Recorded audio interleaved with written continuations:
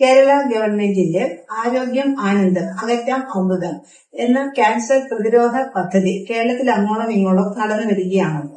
അതിനോടനുബന്ധിച്ച് കേരളത്തിലെ മിക്ക ഹോസ്പിറ്റലുകളിലും ഗർഭാശയ മുഖ അർബുദത്തിന്റെ സ്ക്രീനിംഗ് ടെസ്റ്റുകൾ നടന്നു വരുന്നുണ്ട്. ആ സ്ക്രീനിംഗ് ടെസ്റ്റുകളിൽ ഒന്നായ പാപ്സ്മിയർ ടെസ്റ്റിനെ കുറിച്ചുള്ള 5 കാര്യങ്ങളാണ് ഞാൻ ഇന്നിവിടെ ഷെയർ ചെയ്യാൻ ഉദ്ദേശിക്കുന്നത്. ഞാൻ doctor Jeena Baburaj, consultant gynaecologist and colposcopist Vadakara. എന്താണ് പാപ്സ്മിയർ ടെസ്റ്റ്?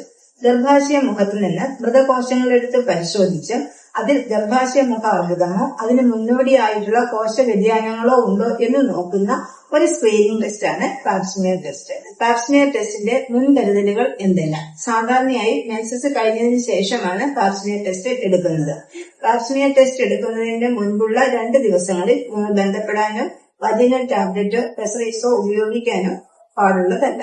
ആരൊക്കെയാണ് പാപ്സ്മിയർ ടെസ്റ്റിന് വിധേയരാകേണ്ടത്? 30 വയസ്സ് മുതൽ 50 വയസ്സ് വരെയുള്ള ലൈംഗിക ബന്ധത്തിൽ ഏർപ്പെട്ടിട്ടുള്ള സ്ത്രീകളാണ് പാപ്സ്മിയർ ടെസ്റ്റിന് വിധേയരാകേണ്ടവർ. 50 വയസ്സിന് ശേഷമുള്ളവർ ഇതുവരേക്കും ഗർഭാശയ മുഖാർബുദത്തിന്റെ സ്ക്രീനിംഗ് ടെസ്റ്റുകൾ ഒന്നും ചെയ്തിട്ടില്ലെങ്കിൽ അവരും പാപ്സ്മിയർ ടെസ്റ്റ് ചെയ്യേണ്ടതാണ്. ഗർഭാശയം എടുത്തവർ പാപ്സ്മിയർ ടെസ്റ്റ് ചെയ്യേണ്ട ആവശ്യമുണ്ട്. ഗർഭാശയം എടുത്തത് ഗർഭാശയ മുഖവുമായി ബന്ധപ്പെട്ടിട്ടുള്ള അസുഖ നിമിത്തം അല്ലെങ്കിൽ അവർ പാപ്സ്മിയർ ടെസ്റ്റ് ചെയ്യേണ്ട ആവശ്യമില്ല. പാപ്സ്മിയർ ടെസ്റ്റ് ഒരിക്കൽ ചെയ്താൽ മതിയോ? പാപ്സ്മിയർ ടെസ്റ്റ് ചെയ്തിട്ട് അതിന്റെ റിസൾട്ട് നോർമൽ എന്നാണെങ്കിൽ ഓരോ 3 വർഷം കൂടുമ്പോഴും 50 വയസ്സ് വരെ ഈ ടെസ്റ്റ് ചെയ്തുകൊണ്ടിരിക്കണം. പാപ്സ്മിയർ ടെസ്റ്റിന്റെ അടുത്ത 5 പോയിന്റുകളുമായി നമുക്ക് വീണ്ടും കാണാം.